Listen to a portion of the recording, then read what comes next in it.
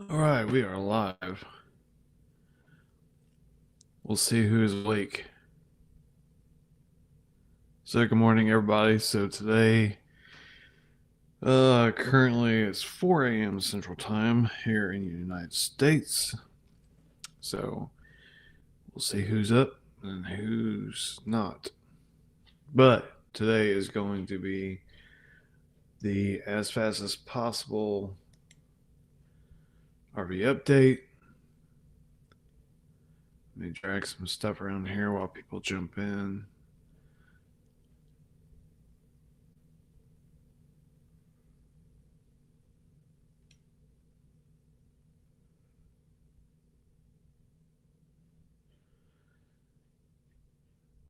MT, what's up, man? You're always the first one to get in here.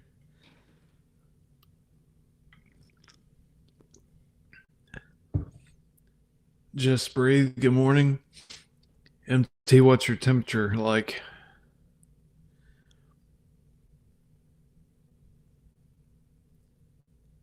Imagine it's pretty cold. It's a balmy 17 degrees here today. Good morning, Thomas. Good morning, good coffee. Tony, morning from Michigan. What's your temperature? Sound off as you guys pop in. Let me know where you're at and what your temperature is. Good morning, my girl. We made it.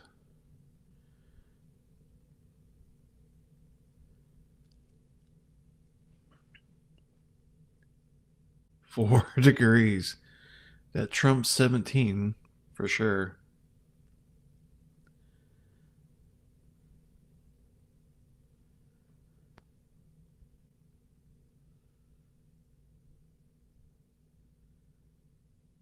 Good coffee. 35 degrees in Ocala.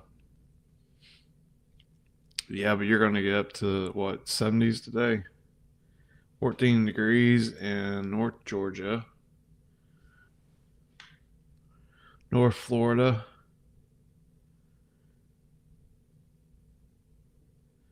Brennan, sorry, just couldn't sleep. But we are going to go over what's going on in with Iraq and today's drama. Feels like it should be like soap opera music as the world as Iraq turns. -1 feels like negative 20 in Fargo.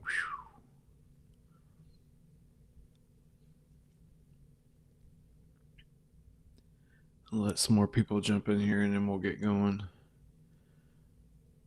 Twisted Delight, good morning.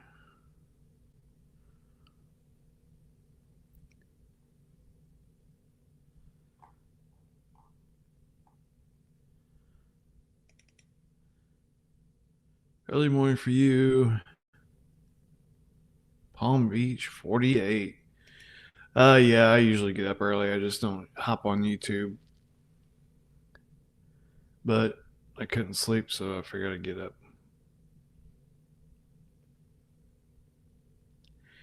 Right now, for me anyway, I don't know about you guys, but it's hard for me to sleep. There's just so much going on and so much anticipation of what we're waiting on. And it's like with the news out of Iraq, it's just a constant. Every time you refresh your screen, there's more stuff going on. Just breathe. I'm going to need coffee for this. Yes. Dennis thinks any second now.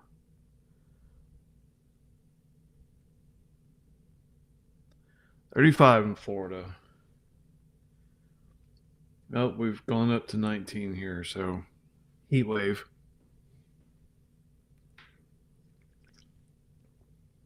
Hot, hot coffee. All right, we'll give it just another minute. Get going.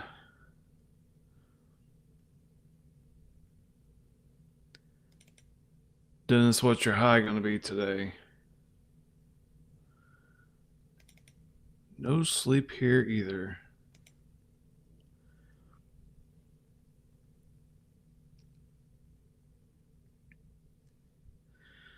All right, let me get want to start at, and we'll get going.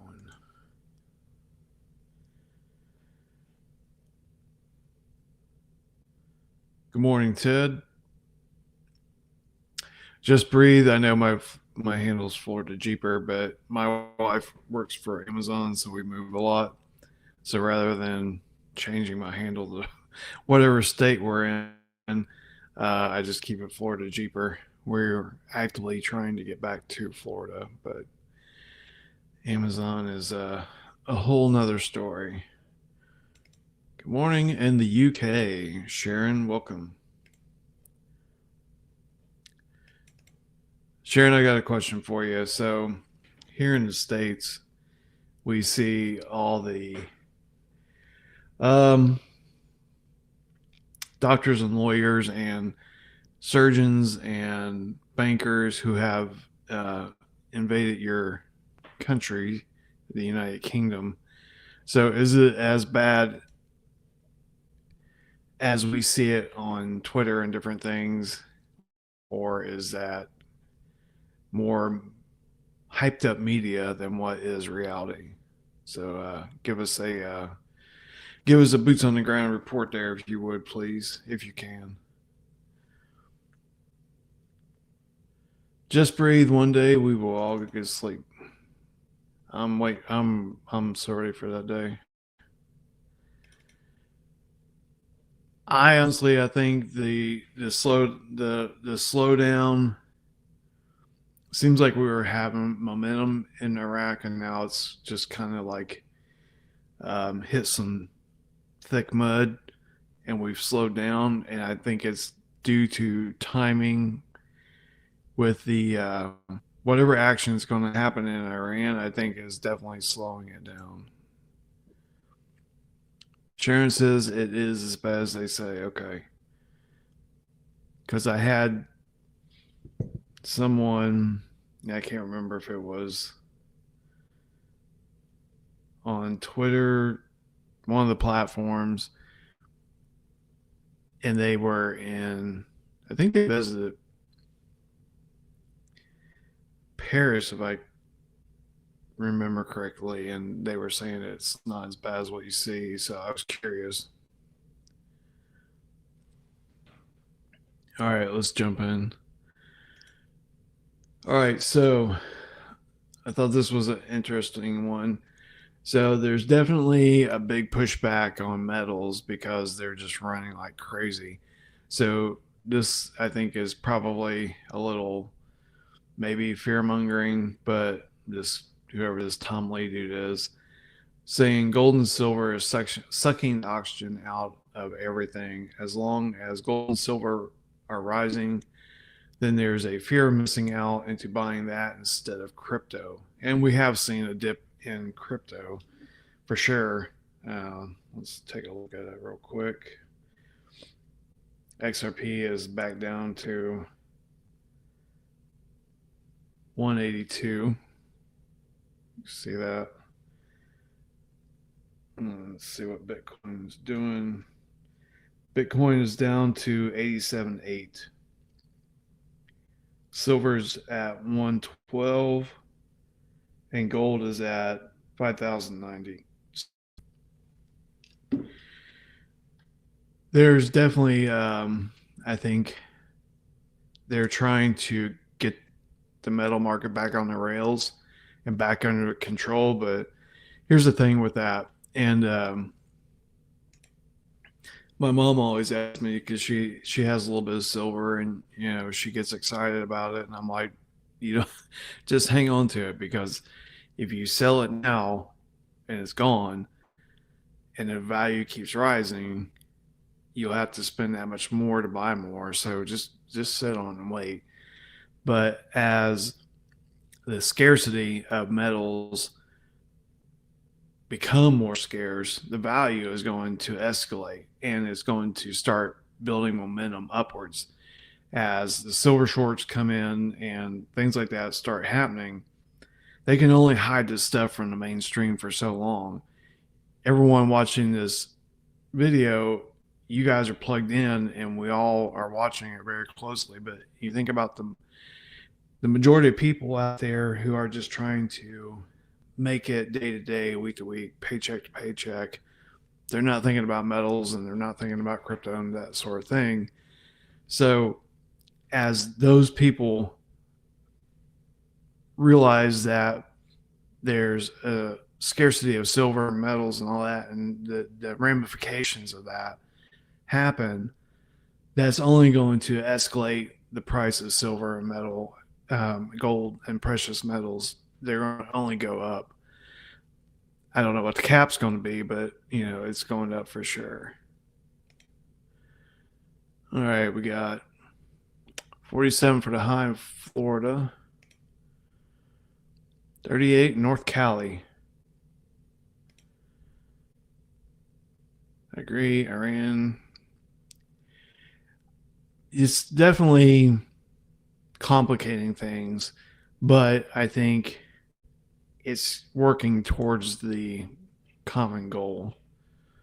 All right, let's go back into Twitter. So I thought that one was interesting this morning. And in my comment, I don't see a slowdown in the metals market anytime soon. All right, so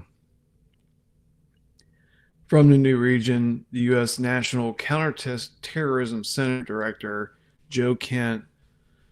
So he's been in Baghdad, so they're overseeing the transfer of ISIS prisoners from Syria to Iraq, and then I'm guessing they're on their way to Gitmo. And so basically, my comment, is there any hope to the end of corruption in Iraq? The U.S. is still having to police the actions of Iraq. So it's like Iraq wants to jump up and down and scream that they want to be independent and have their sovereignty back and all that. But there's so much corruption there that, Uncle Sam is still over there holding their hand, making sure things are on the up and up. All right, so this is the latest drama in Iraq, and then my comment is it's time for the Trump card, aka Mark Sabella, and that's the thing we all need to remember during all this noise is that there's two Trump cards, and one of them obviously is Mark Sabella. He can step in and get their elections on track. And the second one is that the CBI holds the power to change the exchange rate. And while we're following Iraqi politics, waiting for them to elect a president and then seat their prime minister, the caveat is that the CBI doesn't need those things to happen. I'm sure they have a laundry list of things that need to happen before they change the rate, but they are independent of that in the aspect that when they feel the time is right, they can change the exchange rate. So while we're following the politics and waiting to see who's getting elected and all that, the CBI still can change the rate. So there's a couple of little silver linings there for you guys to hang on to. So as again, Iraq is 8 hours ahead of us Eastern time. Excuse me. So they were supposed to elect their president today, but obviously that's not happening. Iraq speaker receives Kurdish party's request to delay the presidential vote. And then, so this kind of gives a breakdown of the whys if you're curious about that. I'll put this link over here so you guys can see it on your own.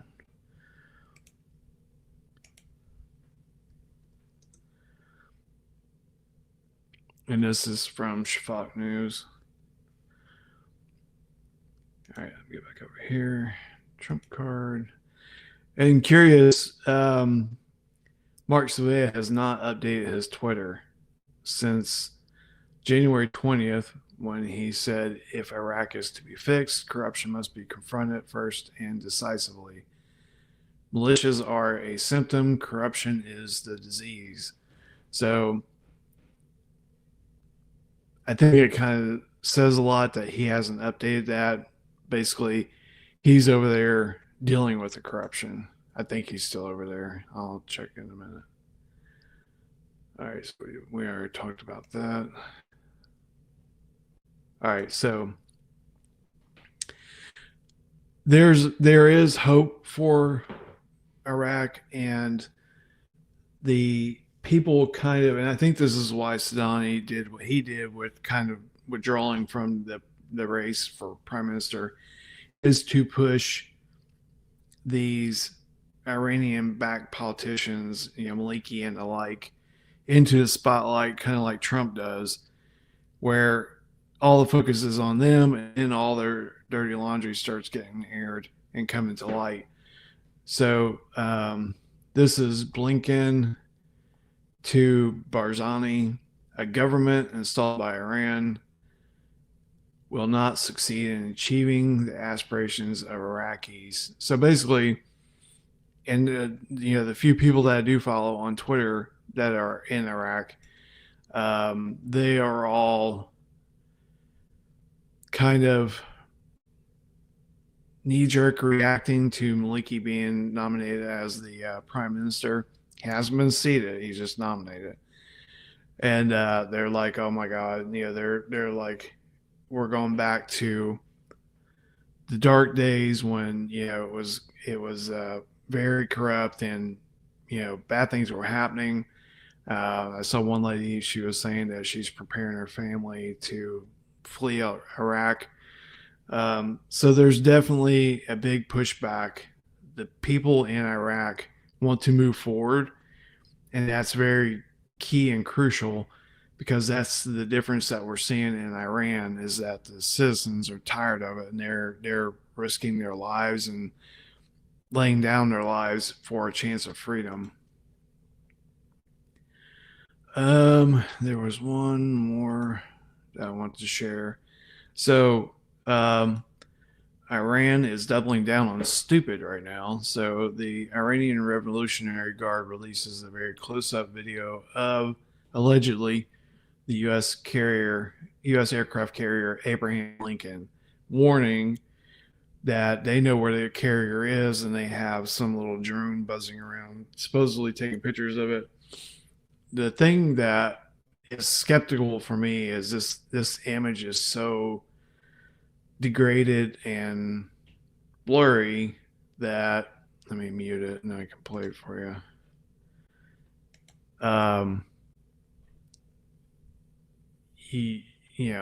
Unless there's a Navy person out there that can say, "Oh yeah, that's Abraham Lincoln," there's no distinguishing marks on it. They don't show the aircraft carrier number. They don't. There's. How do we know this is actually Abraham Lincoln? So I'm not too worried about that, because again, I don't know. It's hard to verify that that's real. So I responded to one, but it didn't show up here. Basically, they may have drones that, they have a suicide drone. It's a drone packed with explosives that they can fly into the air, left on the deck and all that stuff. But this is a carrier battle group. So all it would take is a drone getting close to one of the vessels out there, and then they hit the launch button, and all of a sudden 100 cruise missiles go up and obliterate Iran. So not really worried about that too much. So let's see. And then this was a couple days ago, and this again going back to the pushback on the Maliki. Al Maliki will not become the prime minister. Reliable sources effectively forming a blockade third to prevent Maliki from passing as prime minister. So let me come over here and answer some comments real quick. All right, so hopefully Trump can pull it as well. Yeah, absolutely. There's a specific plane that's over there that came from the Caribbean, and the tinfoil hat people are like, this is the plane that has the new technology on there where I think they call it a discombobulator.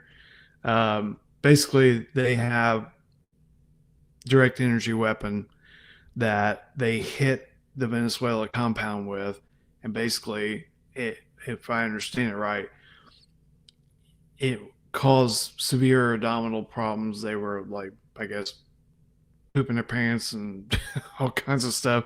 Basically, incapacitated the whole entire place, and then a strike force of special ops went in there, and then they got the dictator and got him out. So I don't think. I think the action in Iran will be very swift and very precise, and I don't think we're going to be drug into, um, another Afghan war where it goes on for decades. Mark has been, yes, Mark's definitely been putting on some serious airline miles. Well, government airline, I guess.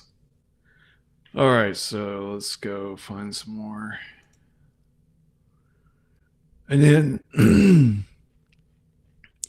so as typical mainstream media and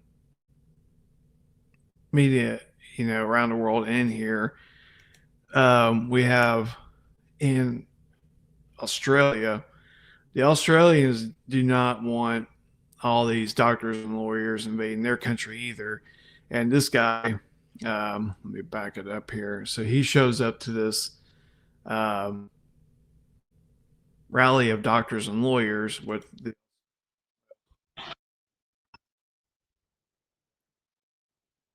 and he shows up basically with the Australian flag, and they snatch it from him, and then a fight ensues. So good for him for at least standing up for his country, but it's distractions all around, and this is the one I wanted to get to, and that's why.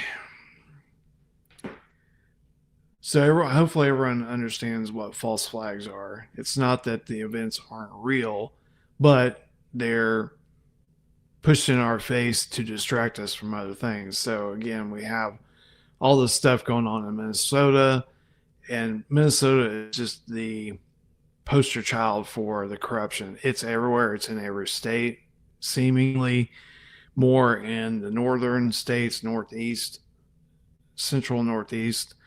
Um, there was one that I shared about Texas this morning. Let me get to it. Because it's a little surprising, especially with all the noise coming from Abbott this morning or lately about him standing up to mosques and everything. I think it's in the replies. Hang on. I don't know why it separates this like this, but it does.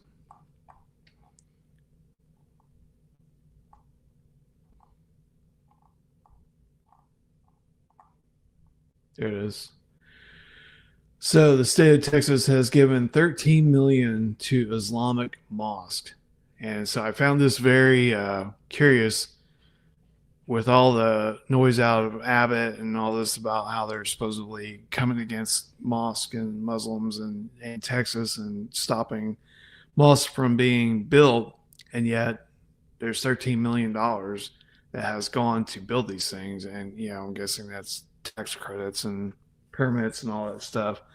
So, and I saw one on TikTok, and I can't remember the guy's Ant, um, and he was in South Texas. I want to say San Antonio, but maybe it was Austin.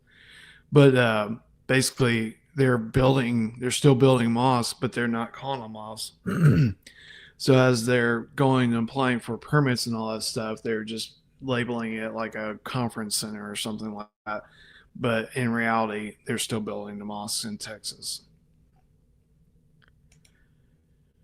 Why would anyone want to do business with Iraq at this point is beyond me because they are incapable of making decisions or a deadline. Yes, I agree. Some of that is by design, as far as right now, things have to play out in a specific order.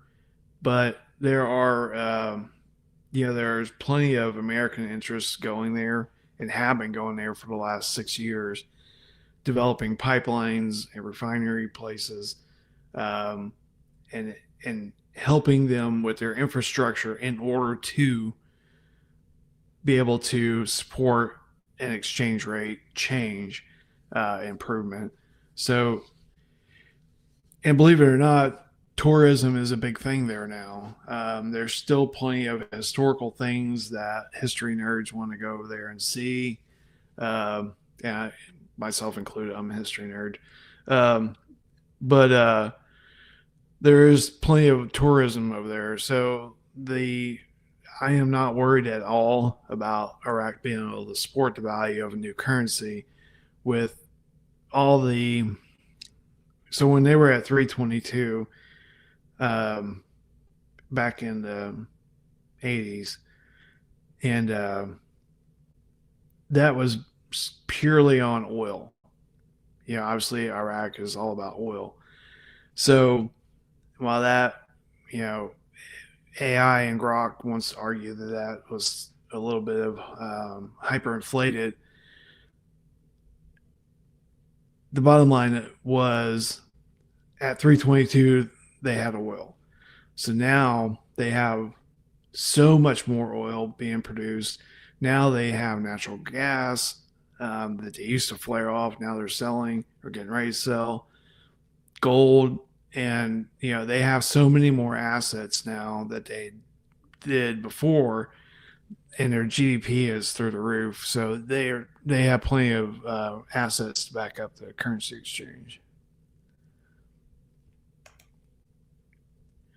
If Iran tries anything against our ships, oh yeah, I mean, yeah, there's enough firepower in the Gulf right now to absolutely bring Iran back to the Stone Ages. So again, it's that mess around and find out time. So um,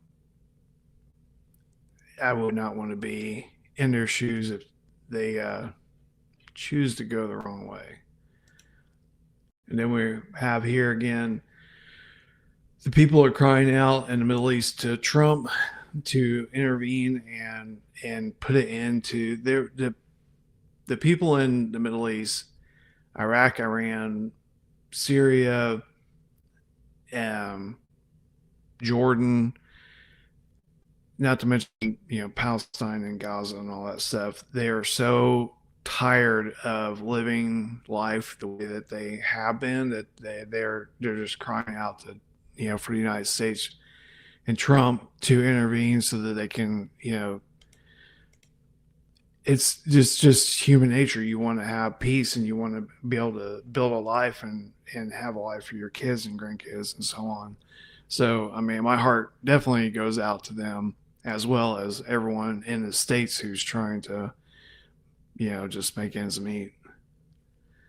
All right, guys. So we're going to do the 5-minute warning thing here because I appreciate your time, but at the same time, I don't want to be on here early in the morning while everyone's getting ready for work or going to bed or whatever part of the world you're watching from. So if you have some questions or you want to address some topics, throw them up on the chat. Otherwise, we'll start the 5-minute warning. 5-minute countdown.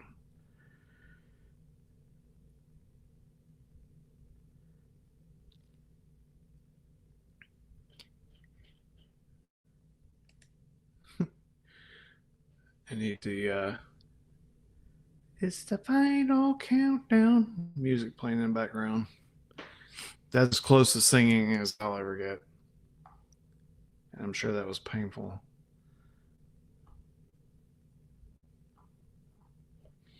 All right, so one more thing. Let's see. As of today, what is Mark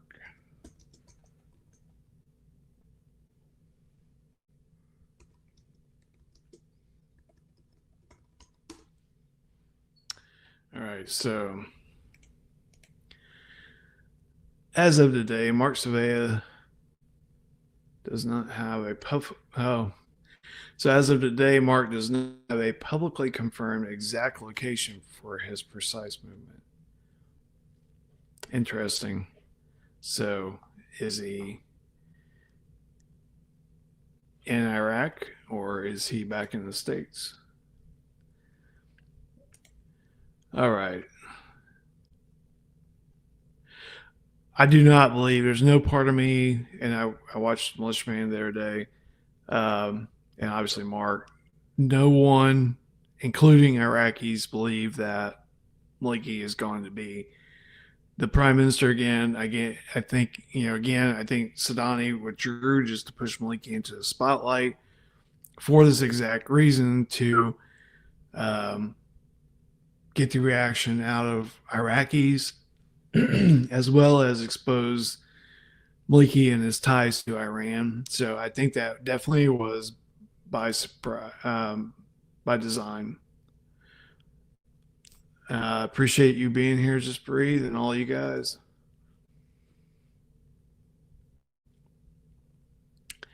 My girl, I don't know that we're going to see this by the end of the month.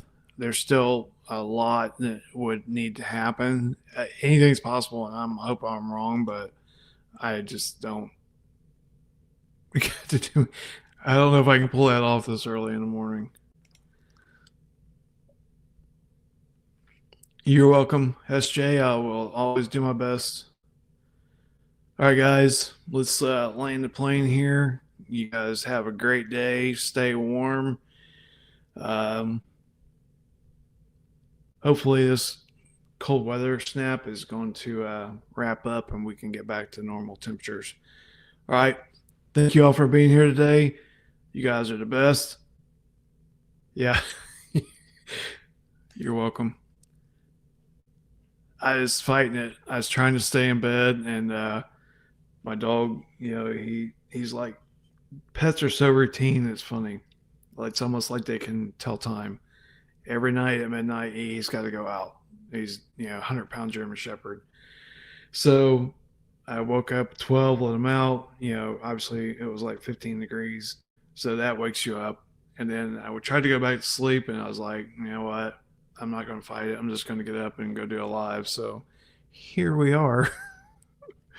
All right, guys, be blessed. Have a great day, and we'll see you on the next one.